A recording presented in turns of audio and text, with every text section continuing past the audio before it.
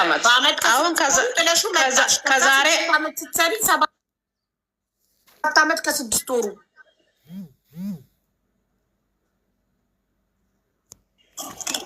ይኸውልሽ ከ4 አመት በፊት ያለውን ነገር ነው እየነገርኩሽ ያለሁት። ኦኬ ሲበላ ነበር እየወሰደ ማለት ነው ከሚለጥፉት ጋር ብር ምትልኪው በማን ስም ነው? ለእናትየው መስሎኝ። እኔ ብር መለከው ለአባትየው ነው። አባትየው ድንቡሎ ሳያጠፋብኝ ወጪውን እንዳለ እያንዳንዱ እየጻፈ ያወጣል። እነሱ ናቸው የሚከፍሉት። ግን እሱም አብሮ እየሰራ ከሰሪዎቹ ጋር አብሮ ይከፈል ነበር። እንደዛ ነበር ባልሽ የሚያደርገው ሲሉኝ ነበር። እነሱም ናው ይብላ ይሁንለት እስቲ ብዬ ዝም አልኩኝ። በቃ እንደ ዝም ብለሽ ነው የሰራሽው ሲሉኝ ተው፣ ሰውን እንዲሁ እንደወደቀ አይቀርም፣ አንድ ቀን ሊነሳ ስለዚህ ይሄንንም ቤት ልጁንም ካየና ከተስተካከለና ከተሰራ እብደቱም ከለቀቀው የስካር እብደት ነው ያለበት፣ ሌላ ምንም እብደት አይደለም። እና ጥጋብ እና እሺ ብዬ ሰርቼ 6 አመት ሆኜ ገባ። እነዙ በቃ ሌላ ነው እኔን የሚከታተለው፣ በቃ ብሬን የሚቆጥረው ሂሳብ ነው የሚያደርገው። ግን እሱ ድንቦሎ ነገር አልሰራም። እኔ ስገባ ሀቡ የእጅ ማስታጠቢያ እና አንድ ሜካ ነች ያለችው የእጅ ማስታጠቢያ ብቻ። የሚተኛው የኔ ፍራሽ ላይ ነው።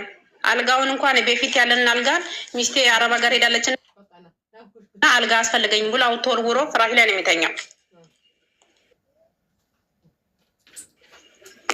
ገባው ገባ ሁሉን ነገር አስተካከልኩኝ። እቃ ማዘዝኩኝ። ቢፌም አልጋም ቴብልም በእንቅልፍ የለንም። ልጅም 9 አመት ሆኖታል። እንደዛው ሳላስበው ደግሞ አሁንም ድጋሜ አረገዝኩኝ። ድጋሜ ሳረግዝ ማን አርግዣለች ተመልሰሽ አረብ ሀገር ትሄጃለሽ። ከአረብ ሀገር ከገባሽ በኋላ ማን አርግዣለች ያለሽ ትሄጃለሽ፣ ሁለተኛ ሄደሽ 2 አመት መሰርተሽ ትመጫለሽ አላልኩሽም እንዴ ስለኝ ምን አንተ ግርን ሰቅለተኝተ እኔ ሁሌም ለአንተ የአረብ ሀገር ብቻ አሁን ተመልሽና ሂጂ ትላለህ እንዴ? ስራና አስተዳደረኝ እንደውም ከነ ልጆች የትም አልሄድም አምጣና ብላ ከቻልክ ወንድ አይደለህ እንዴ? ወንድ ነኝ ብለህ አይደል ያስቀመጥከኝ? ያገባኸኝ ካልቻልክ ልቀቀኝ አልኩት። መደብደብ ነው ስራው። በቃ መማታት ነው። ፀጉሬን ይነጫል፣ ይመታኛል። ሰው ፊት አያከብረኝም፣ ቤተሰቦቼን አያከብርም። ሀቡ ጭራሽ አባቴ ታሞ አባቴ ጋር ሂድ ብዬ ብር ከዚህ እኔ ያስገብቼ ልተለማምጬው አባቴን ሂድ አሰላ እንትን በለው ብዬው አባቴ ጋር ሄዶ አይ አስገቡት አባቶ አይተር አስገቡትና የሚዘጋጀው ላችሁ ነው የተባለው። ዛሬ 3 አመት ከዛን እሱ ምን ያደርጋል ግን ያንን ሬሳ 2 ልጆች ላይ ትቶ ወደ ቤት የተመለሰው። ወደ ቤት ተመልሶ ምን ያደርጋል? ሰክሮ ፍንጥዝ ብሎ ሰክሮ ይደብቁሻል እንጂ አባትሽ ሞቷል፣ ይደብቁሻል እንጂ አባትሽ ሞቷል ይለኛል። እዚህ በሰው ሀገር እብድ ወንድሞቼ ስጠይቅ አረ ውሸቱን ነው የሚለው፣ ኬት አምጥቶ ነው ሰክሮ ነው ታዩ በቃ ብለውኝ እንደዛ ሁሉም ነገር በኋላ ላይ ሆዴም እያወቀ ሄደ። 3 በቃ 3 ከደረሰ ወዲህ ወንድሞቼ ነገሩኝ። በቃ እሱ ለካ እውነቱን ነበር እየነገረኝ ያለው ብዬ አለቀስኩኝ፣ ተናደድኩኝ። ምንም ቢሆን በዚህ ደረጃ እኔ ልትነግረኝ አይገባም ነበር ብዬ ደግሞ ተጣላሁት። ከዛ ምን ያደርጋል? ለቅሶን እንኳን አልሄድም ባይገርምሽ። ጨብ ብሎ ሰክሮ ሰው በዋሌቻ ሲሄድ እሱ እናት የተዘረረው ከሞተ ሰው አይሻልም አሉ ሲነግሩኝ። ይሄንንም እየሰማሁ እርር ላለው ቅጥል እሺ የዛን ቀን ሰከረና ችለው አልሄድም እንበል። በሰልስቱስ ለምን አይሄድም? በማግስቱስ ለምን አይሄድም? አልሄድም። እንደውም የፋዘር ለቅሶ እንደውም አልደረሰም። አልሄድም። ግን እዛ ቁጭ ብሎ እድር ነው የሚበላው። ይሄ ማለት አንቺ ከአረብ ሀገር ሳትገቢ ነው? አዎ አሁን እዚህ እያለሁ ድጋሜ መጣሁ። የነበርንበት እኮ አንድ ልጅ ወልጄ ከአረብ ሀገር 6 ዓመት ሰርተሽ ገብተሽ ምን የመሰለ ቤት ሰርተሽ ከዛ ስትገቢ የቤት ዕቃ ማስታጠቢያ እጅ ማስታጠቢያ ብቻ ነው ያለው። በዛ ተናደሽ ሙሉ የቤት ዕቃ ሟልተሽ ህይወት ጀምረሽ ሳታስቢው እርግዝና ተፈጠረ። እርግዝና ተፈጠረ። እሱ ተመለሰሽ ሄደሽ ትሰሪያለሽ። ለምን አባሽ አረገዝሽ ሲልሽ አልሰራም፣ አንተ ወንድ አይደለ ከአንተ አትስተዳድረኝ፣ ለምንድን ነው እኔ የማስተዳድርህ ምናምን ብለሽው ጽንሱን አላስወረድሽም። ቀጠልሽ፣ ወለድሽ። አላስወረድኩም። መውለድሽን ሳትነግሪኝ እንዴት አረብ ሀገር እንደምጠሽ ዘለሽ አረብ ሀገር መጥቼ አባቴ ሞቶ ወደዛ ተመለሽ አረገዝሽ። ከዛን ወለድኩኝ። ወልጄ 4 ዓመት ቁጭ አልኩኝ እዛ ወልጄ ማለት ነው። ያው ከእርግዝናው ጋራ ከዱባይ እንደመጣው 4 ዓመት ከእርግዝናው ጋራ 4 ዓመት በይው። በ3 ዓመቱ አየው ኑሮ ሁሉም አልመቻለኝ። እሱም ወጥቶ አይሰራም። 2 ልጆች ሆኑ። ድር አለ፣ ብዙ ነገር አለ፣ ወጪ አለ። በቃ እንደምልሽ እሱ አይሰራም። ይሄንን ሲያ ሽማግሌው ተመልሶ መሬቱን ወሰደብን። አንዱ ቀርጥ ወሰደና 1 ቀርጥ ብቻ ተወልን። ለምን እኔ ዲያስፖራ ነኝ ብር አለኝ። እንደዛ ነው ያሰቡት እነሱ። አልሰጥም እኔ መሬቴን ብሎ ሽማግሌው አንዱ መሬት ተቀብሎ 1 ብቻ ተወች። 1 ቀርጥ መሬት አርሰሽ ምንድን ነው የምታረጊው? እኔ ገብቼ ያኔ 3 ቀርጥ መሬት ገዝቼ ስንዴ ዘርቼ ነበረ በድብቅ። ማን በድብቅ ይሄን ስንዴ ዝር ያለች ብሎ ከሱም ጋር ጠብ ሆነ። ግን ዞሮ የገባው ያህል እኛው ግቢ ነው። ሲገባ መሬት ላይ ዘረገፈ እህሉን። መሬት ላይ ሲዘረግፍ ተው አንተም ዘግነት ትጨርሳለህ፣ እኔም ዘግኜ ጨርሳለሁ። ይሄ እህል በኩምታል ተሰፍሮ ይቀመጥ፣ ልኩን እንወቅ። እስቲ የግዢ መሬት ስለሆነ እስቲ ስንዴው ራሱ ምን ያህል እንደወጣ እንወቅ ስለው ምን አገባሽ ጭራሽ ደግሞ ትወስዳለች ብለሽ ነው ስሜ የምታጠፊው ብሎ እኔ እርጉዞኜ በካልቾ መጥቶኝ እንደውም ጥርሴንም አድምቶ ምናምን ቤተሰቦቹን ተደርበው እሱን እንደው መቱት። እንዴት እንዲህ ታደርጋለህ ብሎ ያው እሱ ራሱ አሸንፎ እህሉን መሬት ጓዳ ዘረገፈው እና እንደዛው ያህል 3 ቀርጥ። እሺ ይሄ እህል አሁንም እንደዚሁ እንዳያልቅ መልሰን መሬት ይገዛበት። እኔ አሁንም ዞሬ አረብ ሀገር ተመልሼ አልሄድም። በዚሁ መንቀሳቀሻ ይሁን 1 ቀርጥ መሬት አትበቃንም። አሁን ተመልሶ መሬት ይገዛበትና ይታረስ፣ ወይንም ደግሞ ብሩ ይሸጥ እህሉ ይሸጥና እኔ ተመልሼ ወይ አረብ ሀገር ይሄድበታል። ባዶ እጃችንን ከምንቀር አሁን የምታየው ብር ያልቃል። አሁን በወጪ በቤቱ ወጪ ራሱ ብዙ ብር ነው ያወጣሁት። ምንም ያህል ብር የለኝም ብዬ ነግሬዋለሁ። እሺ ብሎ ያንን እህል ምን ሆኖ በትንትንትንትን ብሎ እንዳለ አለቀ። 3 ቀርጥ መሬት ከውጭ ያመጣሁት እህሉም አለቀ። 1 ቀርጥ ላይ ተመለስን። 1 ቀርጥ ላይ ስንመለስ አሁንም በቃ እድር ምን ሰርግ ስንጠራ ምን ነኝ፣ ሁሉም ቦታ ምን ነኝ። እሱ ጣጣ የለበትም። ለምን በቃ ይጠጣል፣ ይፈነጫል፣ ይደሰታል፣ ኬርም የለውም። ይገባል፣ ይተኛል፣ ይበላል፣ ሲያገኝ ይበላል፣ ሲያጣም ጣጣ የለውም። እኔ የሚሻገረ ከሁለት ልጆች ጋር ነው አስበሻል። ከዛን ይሄንን አይቼ ልጄን 3 ዓመት ልጅ ትቼ መጣ ወደዚህ።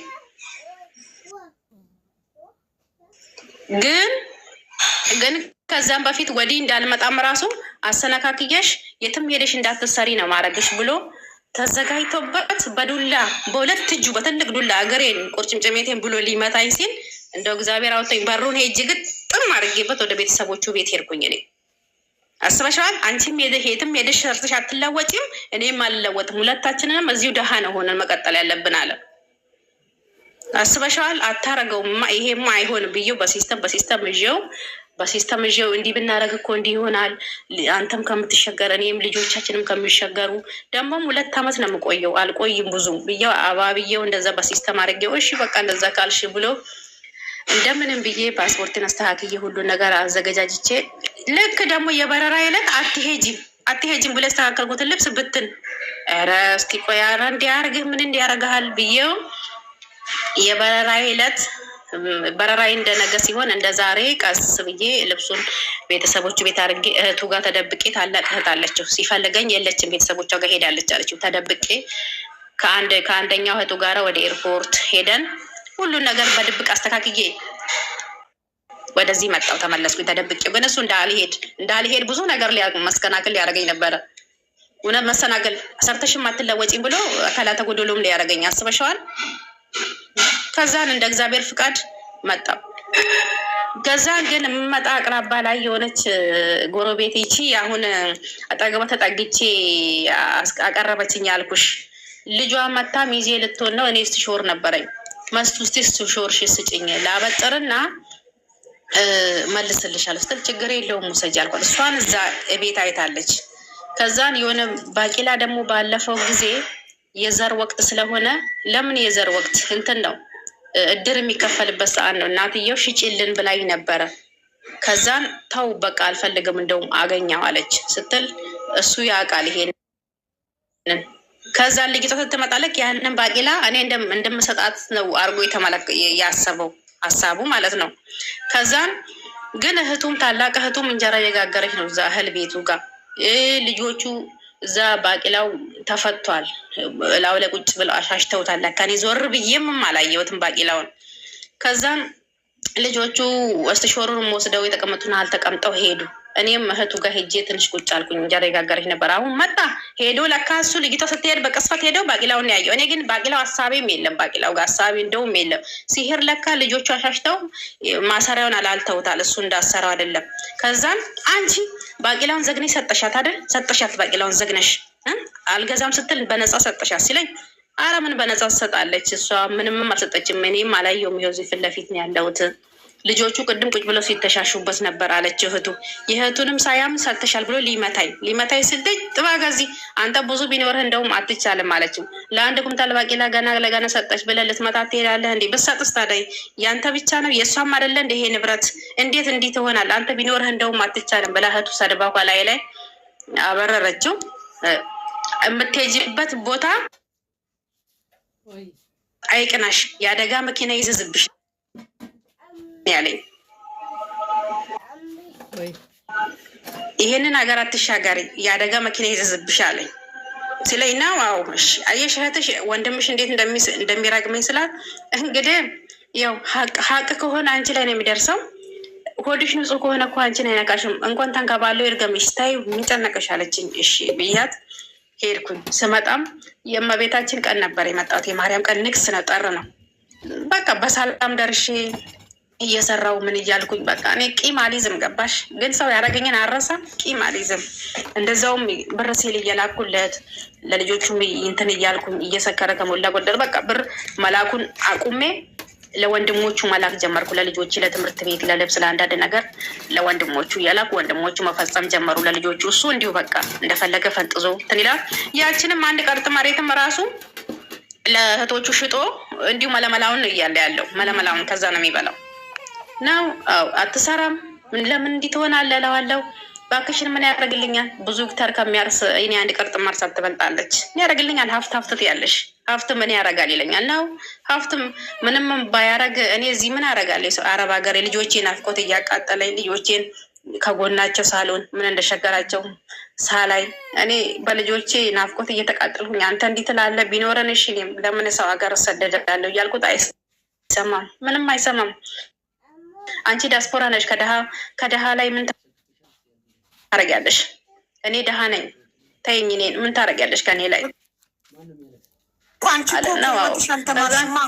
እንዴት መከራ አሳልፈሽ መተሽ ሁለተኛው አልተማርኩም እንደሚጠጣ እያወቅሽ ያው መከራ አሳልፈሽ የመጀመሪያውንም አይተሻል። 6 ዓመት ድካምሽ እንደሚራሽ ግን እሱ ከሰራተኛ እኩል እንደባዳ እየበላ አንቺና እንደገና አሁንም ሳትማሪ በሁለተኛው መጣሽ ትልኪ ልታጥቦ ጭቃ ማለት እኮ ነው። ባልሽን በማንኛውም ደካማ ጎኑ መከተል አለብሽ። ከሴት ጋር ተኝቶ እስካልተገኘ ድረስ በማንኛውም ነገር ባልሽን መደገፍና ከባልሽ ጋር መጎም እንዳለብሽ ነው የሚናገሩት አባቶችም። ይሄንን ስላላገኘውበት ምንም ነጥብ ስላላገኘውበት ስካሩና ይሄ ነው፣ ይሄን ብቻ ነው። ስለዚህ እስቲ ቆይ እስከ መጨረሻው ለምን አልሄድም የእግዚአብሔር ፍቃድም ይሁን ብዬ ብር መላክም አቆምኩኝ። ብር የተወሰነ ብር ለራሴ እያረኩኝ ልጆቼን እያስተማርኩ ልጆችም እየሆንኩኝ ይሄው እስካሁን አለው። አሁን ደግሞ በቅርብ እስቲ ጸሎትም አርግ፣ እንደው መተትም ከሆነ ጸሎትም አርግ፣ ጠበልም ሂድ እስቲ ብዬ ጠበልም እንዲሄድ አረኩኝ። ምርጥ ጠበል የተባለ ሄደ። ግን እሱ ለካ ለሱሱ ለስሜቱ የተገዛ ባሪያ የሚሉ ለሱሱ ለካ ተገዢ የሆነ ሰው ነው። የሚመልስ አይደለም። ህይወትን መምራት የሚፈልግ ሰው አይደለም። ህይወቱን እንዲሁ በዝላልነት ለመጨረስ የፈለገ ሰው ነው። እኔ እንደውም አንዳንዴ ሳስበው እንዴ አንተ ትሞታለህ አተርፍም፣ ህይወትህን እስካል ድረስ ፍንጥዝ ብለህ ኑር የሚል በሽታ ይዞ ይሆን እንዴ ይለዋለሁ አንዳንዴ። እና እንደዚህ አይነት በሽታ ኖሮ ቢሆን ያለ መቀጠል በቃ እስካል ድረስ ለራሴ ልፍንጥዝ እንዴ አንተ ለልጆች እንኳን አታስብም? ነገ ምን ጥዬላቸው ሄዳለሁ እንኳን አትልም? ለእኔ ወጣው በቃ ትንሽ እንኳን አይሰማህም? ይሄን ዝቅ ብለህ እንደዚህ በቃ በማይረባ ህይወት ስትኖር በህይወት ስትጫወት ጉልበት እያለህ ብዬው ምንም አይገባው፣ ምንም አይሰማው። ጭራሽ እኔን ይሰድበኛል። እኔን የአንቺ ብር ምን አሳየሽ? እስቲ አንቺ ሰርተሽ የታረግሽው ብርሽን ከለዛም ለዚህም በትነሽ ተው እስቲ የኔን። እኔማ እኮ ምን እንዳሳየው አንተ ራሱ አይተሃል አይደል እንዴ? እስቲ አንተ ምን አሳየህ አልኩት። ምን አሳየ ራስን ንገረኝ። እኔማ ምን እንዳሳየው እኮ አንተም ታውቃለህ አልኩት። እንደዛው ደግሞ እሺ በቃ መለሳለን ከአሁን ወዲህ ምንም አላረግም አልጠጣምም ብሎ እሺ ብሎ 46,000 ብር አውጥቼ ትኬትም ቆርጬለት የትራንስፖርትን ብዬ ልብስም እንዲገዛበት ብዬ ጠበል ላኩት። ጠበል እንግዳ ይመጣል። ሩዝ የለም ነበረ፣ ሳልናገር ጉዶኜ ነበረ። አስበሻል? እሱ በዛ አይምሮዬን በሚነካው ሰዓት እኔ እዚህ የምሰራውን ነገር ነው ማጣው። እና እስቲ ምንድን ነው የምትመክሪኝ? የቤቱን እቃ ሽጦ ጨርሷል። ምንም የለም። የቆመው ብፌ ነው። ብፌውና አልጋውና ቴብሎቹ ብቻ ናቸው። ቴሌቪዥኑንም ሽጧል። የቤቴ እቃ እንዳለ ከዱባይ ያመጣኋቸው በካርጎ ባለክዳኑ፣ ፌርሙዙም ምንም የለም። እስቲ ይሄ ሁሉ ሆኖም ራሱ ይሄ ሁሉም አድርጎም ራሱ ይቅር ብዬው እያወራሁት ነው። እስቲ ከዚህ በላይ እኔ ምን ላድርገው? እሺ እስቲ ምንድን ነው የምትይው? እሺ አንቺ በጣም ከባድ ነው በእውነት። እኔ ምን እንደምልሽ አላውቅም። እኔ ከአሁን ተለውጠሽ ትተሽ እሱን ተምረሽ በቃ ደስ የሚል ነገር እየጠበቅኩ ነበረ እና መጨረሻው እንደዚህ መሆኑ ያሳዝናል። 6 ዓመት ለፍተሽ ቤት ሰራሽ፣ ገብተሽ እቃ ሟላሽ፣ 4 ዓመት ኖርሽ፣ 2ኛ ልጅ ወለድሽ። መልሰሽ ከመጣሽ አሁን ስንት ጊዜ ሆነሽ? 4 ዓመቴ ጨረስኩኛው። ቢያንስ አሁን በሁለተኛው ምንም አትልኪለትም። ምን ያህል ሰካራም እንደሆነ እንደማይረባ አውቀሽ በቃ አትልኪለትም ብዙ ተስፋ አድርጌ ነበረ። ይሄ የአንቺ ጥፋት አይደለም። ታርስተፎን ቤተሰቦቹ መጀመሪያ ሲያሳድጉት ኃላፊነት እንዲሰማ አድርገው አላሳደጉትም። ወንድ ልጅ አስተዳዳሪ እነሱ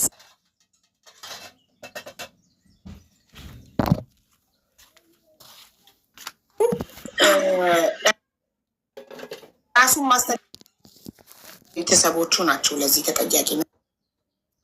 መጀመሪያ ቤተሰቦቹ በስነስርዓት ያላሳደጉትን አድጎ ያልጨረሰ ኃላፊነት የማይሰማው ወንድ ጋር አገባሽ። በጣም ያሳዝናል። እድሜሽ የተቃጠለው 4 ዓመት አረብ ሀገር፣ ከዛ 6 ዓመት ከዛ ኢትዮጵያ ሌላ 4 ዓመት እዛ አቤት ወደ 10 ምናምን ዓመት ከዚህ ሰውዬ ጋር ያቃጠልሽው 8 ወደ 17 ዓመት ከዚህ ሰውዬ ጋር አቃጥለሻል። ግን ምንም ለውጥ የለውም። በ17 ዓመት ህይወት ያልተለወጠ እድሜ ልክሽ አንቺ ጋር ጠብ ሲል ስደፍን ከሆነ ህይወት አሁን ካልነቃሽ መቼም ማለት። ስለዚህ መላክ ብቻ አቁሚ በቃ። ሌላ መፍትሄው ምንድን ነው? ለእሱ ገንዘብ መላክ ማቆም በቃ። ሁለቱ የሰራሽው ቤት አለ አይደለ? እናትና አባቱ ያብሏቸው ያጠጣቸው ልጆችሽን ያሳድጉ። አንቺ ገንዘብ ያዥ። አቡ እኮ ገንዘብ አልክለትም እኮ አልክለትም። የተወሰነች ብር ነው እንዲህ በቃ ተሸገርኩ ምናምን የሆነች ሰዓት ላይ ክፍተት ሲገኝ ከ10,000 ብር በላይ የበለጠ ብር አልክለትም ብለሽ ታምኛለሽ? ብዙ ብር አልክለትም። አንድ ብር ማትላኪ በአማርኛ ከተግባባን ማለት አንድ ብር ማትላኪ። አሁንማ አልክም። ብር ካላገኘ የሱሱን ሲቸግረው ይተወዋል። አትላኪ አንቺ ልጆችሽን ብቻ በቤተሰቦቹ ቤት። ልጆችሽ የት ነው ያሉት? እዛው ቤተሰቡ ጋር። ስለዚህ በቃ ቤተሰቦቹ ጋር እየደወልሽ እሱ ጋር ከደወልሽ ማውራት ከፈለግሽ አውሪ፣ ተደዋወይ፣ መብትሽ ነው። ግን ገንዘብ ግን አትላኪ። በተረፈ ቤቱ በማን ስም ነው? ቤቱን ይሸጠዋል ብለሽ ታስቢያለሽ? አንቺ 6 ዓመት አረባ ለፍተሽ የሰራሽውን ቤት ቤቱ የቤተሰብ ሲቸግረው ቤቱን እንዳይሸጥ ቤቱ የቤተሰቦቹ ግቢ ላይ ነው። ቤተሰቦቹ ቤትህን ንቀልና ሂድ ማለት ይችላሉ። የራሱን የቤተሰቡ ግቢ ላይ መቼም ሊሸጥ አይችልም። ስለዚህ የሸጠውን ብለሽ ካሰብሽ ቤቱን ካልሸጠው በቃ በተረፈ ልጆችሽን እናት አባቱ ጋር እየደወልሽ ጠይቂ፣ አናግሪያቸው። ስትፈልጊ እሱን ዝጊው፣ ስትፈልጊ አናግሪው። ዋናው ፖይንት ግን ምንድን ነው? እድሜሽ ከዚህ በላይ ጉልበትሽ እንዳይከስር ገንዘብሽን ብቻ ያዥ። እንደፈለገ ይጠጣ ይጨብስ፣ አንቺ ምን አገባሽ? ገንዘብሽን ብቻ ያዥ። አንቺ ገንዘብሽን ያዥ። ገንዘብ የምትፈልጊ ያህል ገንዘብ ከያሽ በኋላ ገብተሽ ልጆችሽን ታሳድጊያለሽ። ፈለቀ። የት? እዛው እሱን ፈጣሪ ያውቃል። ጊዜው ሲደርስ እናወራለን። አሁን ለጊዜው ገንዘብሽን ያዥ። ስለ ዛሬ ስናወራ ገንዘብ ያዥ። ትልቁ መመክርሽ ነገር ምንድን ነው? አንቺ መልሶ ልጅሽን ጥሎ ያሰደደሽ ልጆችሽን በተነሽ የተሰደድሽው ለገንዘብ አይደለም። ስለዚህ ገንዘብሽን ያዥ። በቃ ይህንን ነው መመክርሽ። ሌላ ምንም ልልሽ አልችልም። ስለ ነገ ፈጣሪ ያውቃል። ዛሬ ላይ ግን እኔ መመክርሽ ገንዘብሽን ያዥ። 5 አትላኪ። እጅሽን ይበላሻል ካላክሽ ለእነሱም ለእናትና አባቱም ሆነ ለእሱ አትላቂ። ባላቸው ይኑሩ። እነሱ አላቸው። እኔ የምለፈው ልጆች ብቻ። እኔ እኮ ይዣለሁ፣ አቡ እኮ ይዣለሁ አለኝ። እኔ አሁን ብሄድ እኔ ቦታም ገዝቼ ቤትን መስራት የምችል ሰው ነኝ። ወንድሞቼም አሉልኝ። እኔ እዛ ከገባው በቀጥታ ይገለኛል። ላው ላይ ያለው መንፈስ ራሱ በጣም ከባድ ነው ልሻለሁ እኮ ይገለኛል። አንድ ቤት ጣራ ስር ራሱ ምንኖር አይመስለኝም። እኔ ይሄንን ራሱ ላዋይሽ አይደል የገባሁት። እሱም በህግ እንዴ? እሱ ከህግ በላይ ነው እንዲ። አንድ ሰካራ እዛ አንድ ጣራ ስር እያለን አይደል? ለመለያየት ከፈለግሽ ትለያያለሽ። ህግ ይለይሻል። አዎ ይሄው እስካሁን ያልተለው እናቴ አለች። ያው ከዛ ራቅ ያለች ናት። አባትሽስ? አባቴ አረፈ እኮ። አዎ ይቅርታ፣ ለካዝ በሁለተኛው አረብ ሀገር ከመጣሽ በኋላ አርፏል እኮ። እናትሽ አንድም ታሪክሽ ላይ ስለ እናትሽ ስታወሪ ሰምቼሻለሁ። ብር የምትልኪው ለባልሽ ቤተሰቦች ነው? ቤት ያሰራሽው ባልሽ ቤተሰቦች ጋር ነው? ታግዣታለሽ? ትረጃታለሽ? ማዘርን አግዛታለሁ። አመት በዓል በመጣ ቁጥር እንደውም ያኔ ፋዘር ሲሞት መስቀል አካባቢ ላይ ነበረ። ለእሷም ራሱ ሁሉን ነገር ወጪ የሸፈንኩላቸው እኔ ነኝ። የዛሬ 3 ዓመት በፊት ማለት ነው። 3 ዓመት ከ6 ወር ሆኖታል አሁን ፋዘር ከሞተ። በዛን ጊዜ አዎ የአራት ወር ደሞዝ ነው ልኬ ሁሉን ነገር እንዲያደርጉለት ያረኩት ለፋዘር ማለት ነው። 3 ወንድሞችስ አሉ? እናትሽ ሁሉም እናቴ እኮ መሬት አላት። እልል ያለ እንትን ነው የምትኖረው። ምንም አይቸግራትም። ያው እኔ ለአመት ባል እንዳይከፋት እንዳይቸግራት እያልኩ እልክላታለሁ። ለአመት ባል እንጂ በጉልበትስ ከጎኗ ሰው አለው? ሁሉም አግብተው ብቻ አንድ ከሆነችስ አሉ። እዛም አሉ የቀሩ 2 አሉ። ሌሎቹ ደግሞ ወደ ሌላ ቦታ ናቸው። ያው እኩልም እየሰጠች ታሳርሳለችም። ምንም የሚቸግር አይደለም። ሳይ ዋናው እናትሽ አይቸግራት። ታዲያ እናትሽ ጋር ለምን አታረጊያቸውም? ልጆች እናትሽ ከሄድሽ ለምን አትኖሩ? ልጆቹ ደግሞ ትልቁም መጀመሪያ ሀ ብሎ ያደገውም እዛ ነው። እናቴን እንደውም ብዙም አያውቋትም፣ ሩቅ ነው፣ እንራራቃለን።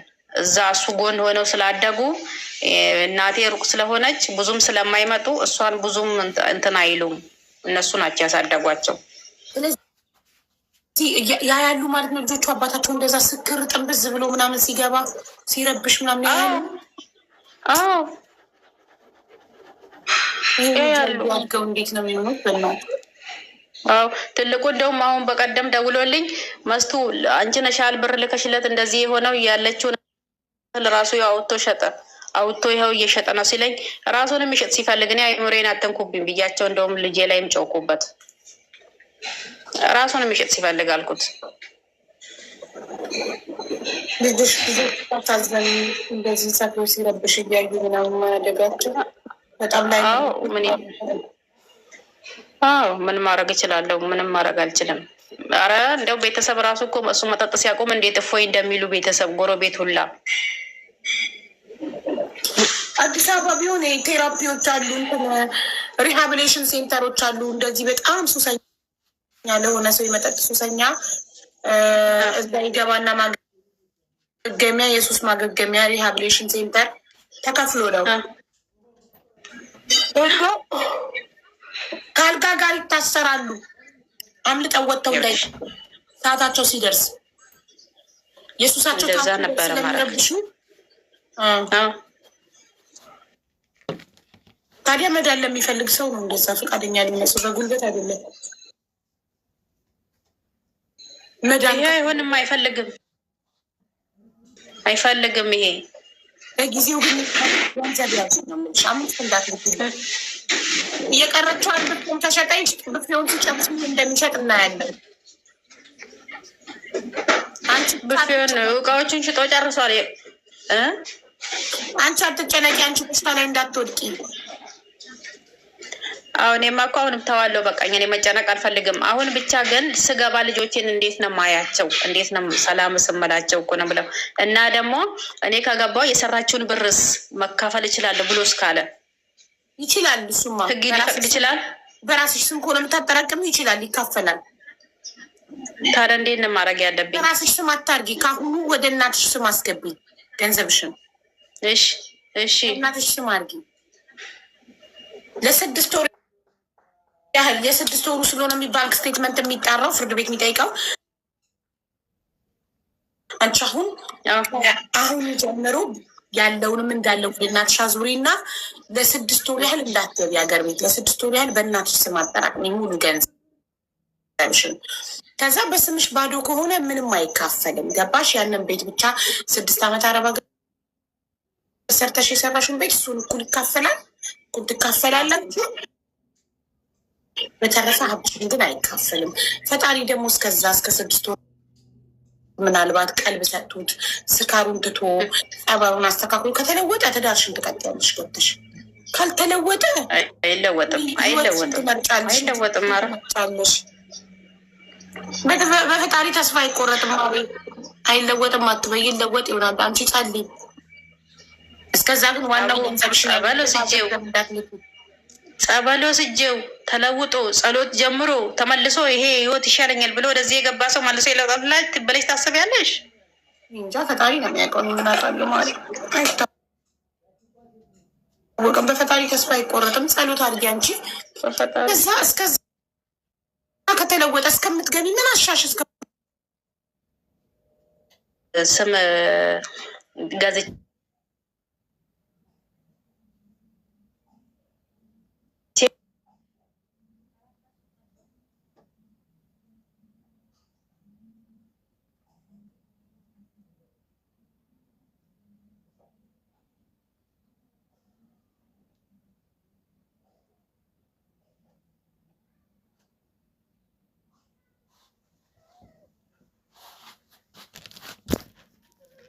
አሁን የለኝም እኮ ኢትዮጵያ ያለውን ወደ እናትሽ ትራንስፈር አድርጊ። በአማርኛ እያወራች ይዘሽ ከዛ ትዳር የምትወጪው አይደል? እሺ እስከ 6 ወር ነገ ብትሞቺስ ታዲያ? ስለዚህ ለምንድን ነው ለዛሬ 6 ወሩ ዛሬ ላይ የምትጨነቂው? ዛሬ ኑሪ፣ የዛሬ 6 ወር ደግሞ ፈጣሪ አለ። እስከዛ ፈጣሪ ነገራቶች እንዲያስተካክልልሽ ጸልይ። አሁን ግን ለጊዜው መፍትሄው ገንዘብሽን ያዥ። ገንዘብ አትላኪም። እሺ ከዛሬ 10 ምናምን ዓመት አቃጠልሽ። ገባሽ? ታጥቦ ጭቃ ውበትሽ። አንቺ እኮ ነሽ ጥፋተኛ፣ ማንም እኮ አይደለም ጥፋተኛ። ገባሽ? እንደዚህ ሱሰኛ መሆኑን እያወቅሽ ብር ትልኪለታለሽ። ለምን ሲባል ጠጣ አልክለትም እኮ አሁን ነው ያቆምሽው ወይ ሀቡ? ያኔ ዱባይ ሞኘ ራሱ እኮ አልክለትም። ለቤተሰቦቹ ነው እየላኩ ቤት የሰሩት። አልክም ዶልቼ አልክለትም። ብር ብልክለት ኖሮ እስካሁን በጨዋ ይቀመጥ መሰለሽ? ይሄን ሄዶ ገና ድሮ ሚስት አግብቷል ነው። በሁለተኛው ከመጣሽ በኋላ ራስሽ በአንደበትሽ ብር ልክለታል ስላልሽ ነው። ለአሁን ነው ይኸውልሽ፣ በአሁኑ ማለት ነው። እንደውም ያኔ ዱባይ ሄጄ በምሰራበት ጊዜ አንድ ብር አልክለትም። ለምን? በጣም ስለሚጠጣ ብር አያስፈልግም ብዬ አልክም። ለቤተሰቦቹ እየላኩ ነበረ ቤቱን የሰሩት። ግን አሁን በአሁኑ ደረጃ ላይ ኑሮም ትንሽ ስለተወደደ በጣም ቸግሮኛል ሲል 10,000 ብር 15,000 ብር ቶሎም አልክለትም። ቶሎም በአመት 3 ምናምን ብልክለት ነው። አልክም ቶሎ ለምን? ይጠጣበታል። እየጠጣ ልጆችን ራሱ ነው የሚረብሸው። ምንም የሚያፈራው ነገር የለም። ለምን? ሰርቶ አንድ ራሱን አያቅትም። ራስህን አያቅትም። ልጆችን እያስተዳደርኩ እኔ ነኝ፣ የሚበሉ ከቤተሰቦቹ ናቸው እያልኩኝ አልሰጠውም ለሱ። እችንንም የምሰጠው ራሱ እስቲ ቁጭ ከምል የሆነ ነገር ልስራ የሆነ ነገር ላፍራ ሲል ነው እችንንም ራሱ ምልክለት እንጂ ተሸግር ያለው እንዲያርግልኝ ብሎ እኔ ብር ልኬለት አላውቅም። ለምን?